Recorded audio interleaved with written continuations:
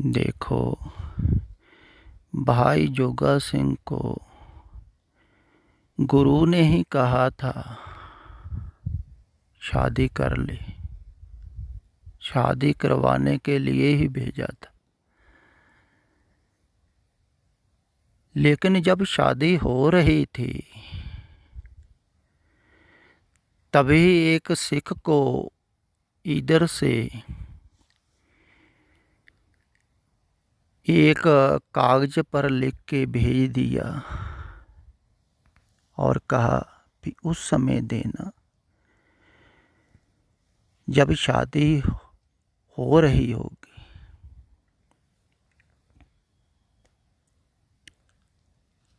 तो सिख ने वैसे ही किया। जब शादी की पूरी तैयारी थी,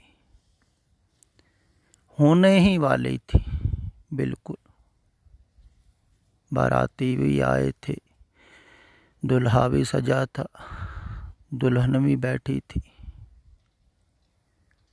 तो शादी की तैयारी पूरी थी। तभी सिख ने वो कागज पकड़ाया जिस पर लिखा था कि जिस वक्त भी आपको ये संदेश मिले उसी वक्त ही गुरु की तरफ आना है, उसी वक्त ही आना है। सिख ने सोचा होगा भी पता नहीं क्या काम है, जरूर गुरु ने ऐसा कहा कि जब भी पत्र मिले उस समय ही एकदम गुरु की तरफ दौड़ पड़ना है, पूछना भी नहीं है किसी से कि मैं जाऊं।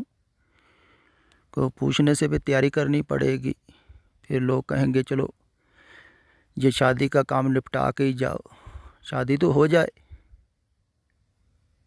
देखो कमाल की बात, उसने पूछा ही नहीं किसी से, शादी हुई नहीं, उसी वक्त ही वो गुरु की तरफ दौड़ा है। कसौटी से पार हुआ, गुरु के सन्मुख हुआ। तभी तो गुरु ने कहा कि तू हो गया गुरु जोगा, अब संसारियों जोगा नहीं। शादी हो जाती, घर वाले जोगा हो जाता, फिर बच्चों जोगा हो जाता। कितना साहस है। तो गुरु ने कैसे कसौटी से परखा।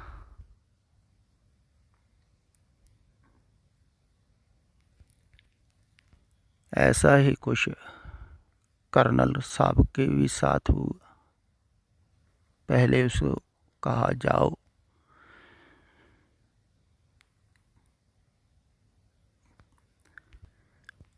आने की जल्दी नहीं है, जब मर्जी आ जाना।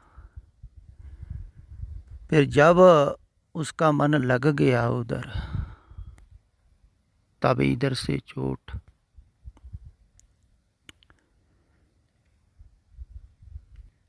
तो ये चोटें सहारनी बहुत कठिन है मन पर,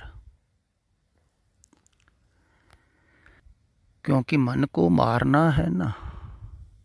मन जो चाहता है उसके विपरीत करवाता है।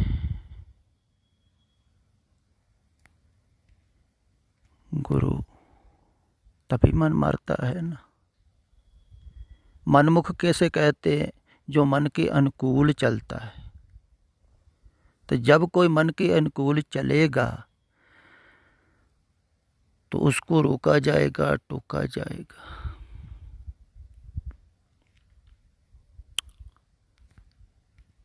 तभी मन मरेगा ना, अगर मन के अनुकूल ही चलते रहे आप।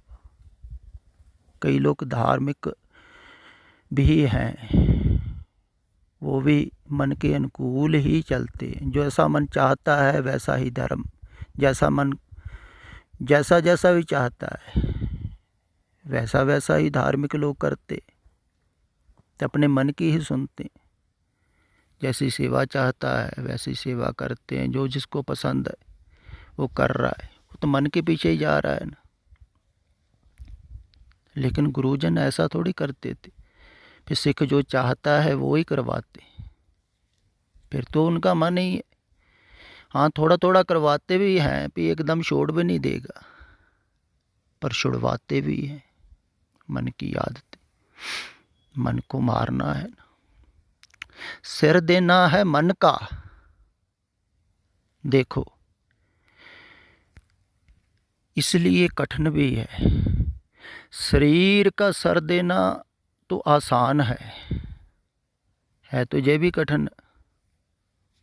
भी किसी के आगे आप सिर रख दो भी काट लो, लेकिन फिर भी आसान है, क्योंकि बहुत लोग उबे हुए हैं संसार से, दुखी हैं, परेशान हैं, कहते चलो मर ही जाओ, इससे अच्छा कोई काट ले सिर। तो सिर काटना तो आसान है, लेकिन जो गुरुजन हैं वो जे बाहर का सर थोड़ी काटते हैं। सिख ऐसा ही सोचते हैं, प्रचारक भी ऐसा ही बताते हैं, लिखा भी ऐसा ही हुआ है कि 5 सिखों का पहले सिर काटा फिर उनको जोड़ा। देखो कैसी बेवकूफ़ी की बातें कहते, बिल्कुल मूर्खता की बात है। ये सिर में क्या रखा हुआ है? शरीर का थोड़ी कोई दोष है, शरीर को थोड़ी सुधारना है, कोई सतपुरुष शरीर को थोड़ी सुधारते, मन को, मन का सर काटना है। फिर मन बहुत पुराना है,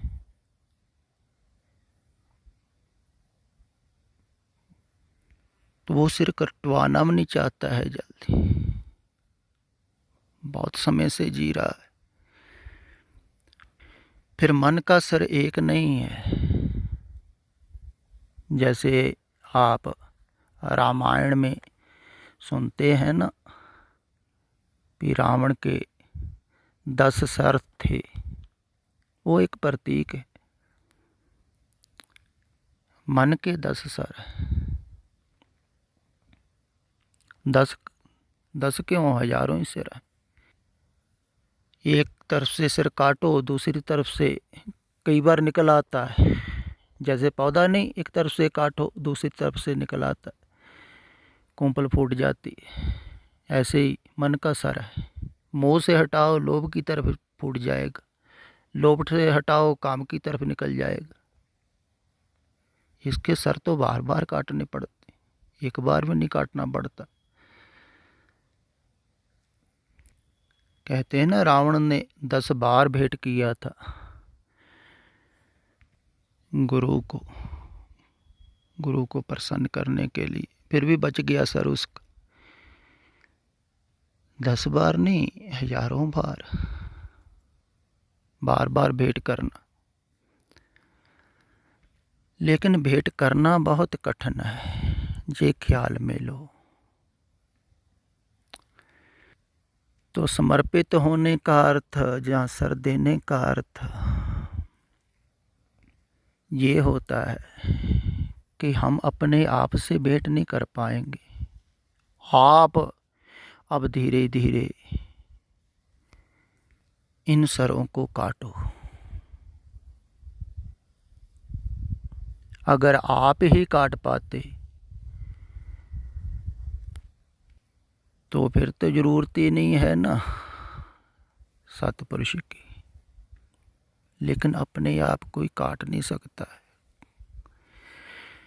काम उल्टा हो रहा है। जैसे ये रिकॉर्डिंग में कहा गया है ना, अभ्यास करने को कहते हैं, अभ्यासी अभ्यास कर कर के कहाँ तक पहुँचता है, उनकी अवस्थाओं का भी जिक्र किया गया है। लेकिन ये कोई नहीं देखता है जो कह रहा है उसकी क्या अवस्था है। अब इसकी अवस्था का तो आप किसी को भी नहीं पता लग रहा है। पहले जो पीछे रिकॉर्डिंग डाली थी अवतार सिंह ने, उसका तो पता ही था कि सीधी सादी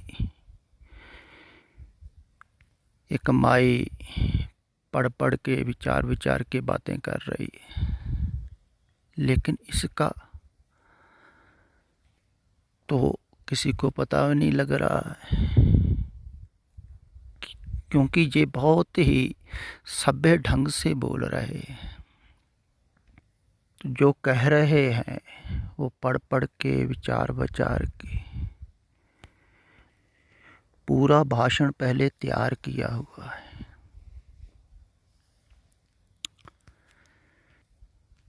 तैयारी करके बोल रहे हैं। तो ये प्रचारक ज़्यादातर ये तैयारी ही करते रहते हैं।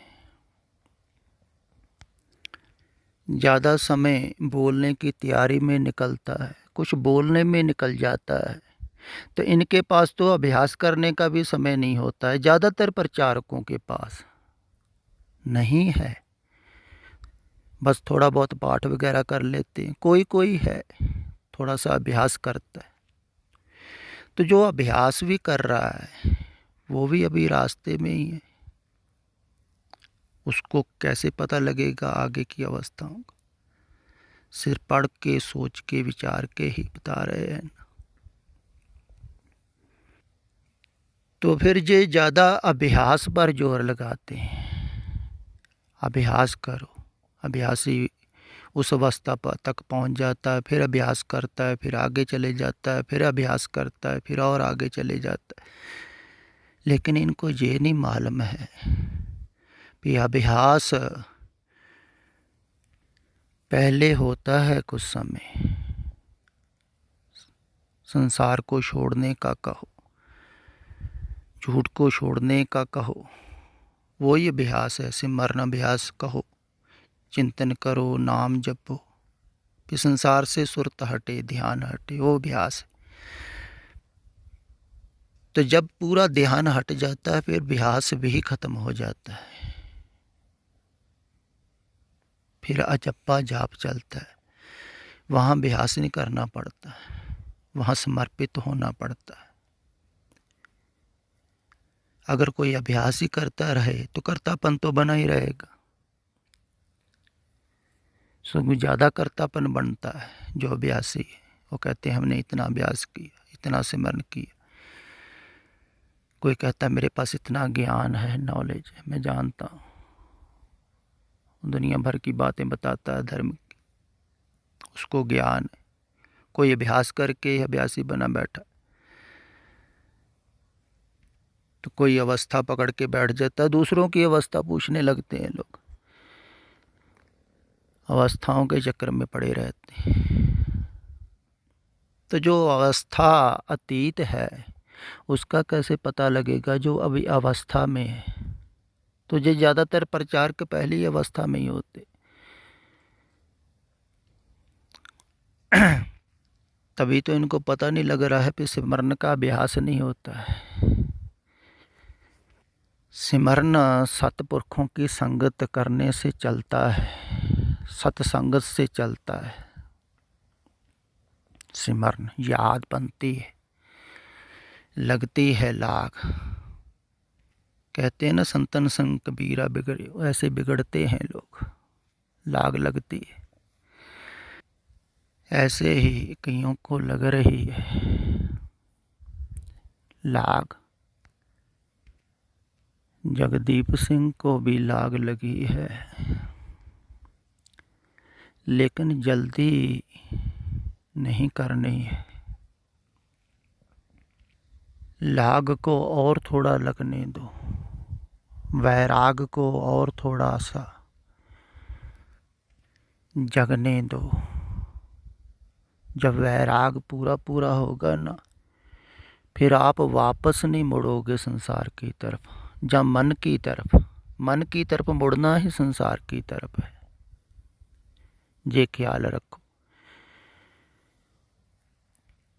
फिर इधर कोई अभ्यास नहीं करवाया जा रहा है, तभी तो मैं कह रहा हूँ मेरे पास रहना बहुत आसान है।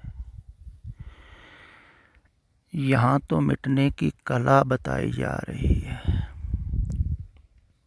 जीवत मरिए पाओ जल तरिए, ताओ फिर मरण ना हो। जहाँ ये नहीं कहा जा रहा है मरने के बाद मुक्ति होगी, जहाँ ये कहा जा रहा है मरने के लिए अभी तैयार हो, तो मरना है मन ने, तो मन पर चोट की जाती है। दयावश करनी पड़ती है। जो नहीं करता है उसको कोई दया नहीं होती है। जहाँ वो सतपुरुष नहीं होगा, स्वार्थी होगा, कोई लोग भाग ना जाएं, चोट नहीं करता, उसको अपनी पड़ी जुड़े रहें। लेकिन जो सतपुरुष हैं वो चोट पर चोट करते, क्योंकि